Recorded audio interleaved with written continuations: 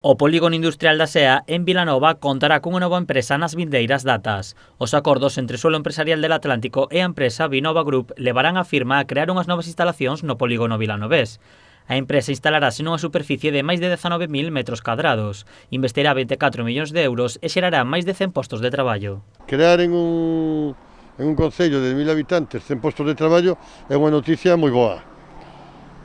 Crear eso, cando empeza, está anunciada, unha retracción do empleo, unha crisis económica, é o doble de bo, entón estamos encantados. A firma de Conxelados desenvolverá un complexo frigorífico que contará con capacidade para frío negativo, positivo, cámaras de conxelados, cámaras para túnidos, sala de elaboración e oficinas.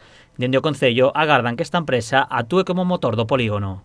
Un volumen importante de metros cúbicos de almacenado e conxelado, eso pode facer que outras empresas que necesiten dese servicio de conxelados para ahorrar costes de transportes, pois se poñan no polígono tamén. Entón esperamos que sea un motor importante do polígono e que xa é bo de 100 empregos, pero que esperamos que sea o principio de moitos máis. A instalación da marca en Vilanova é grazas á política da nova xerencia de Suelo Empresarial del Atlántico de reducir os custos nos seus polígonos, unha estrategia que levan anos defendendo no Concello de Vilanova. Nos apostamos por abaratar o polígono, parece que ahora queren abaratar máis os precios, eu animo ao Goberno Central a que baixe máis os precios para encher o polígono e crear emprego. Está perfectamente ubicado, ten todos os servicios, o único problema que tiña era un precio caro.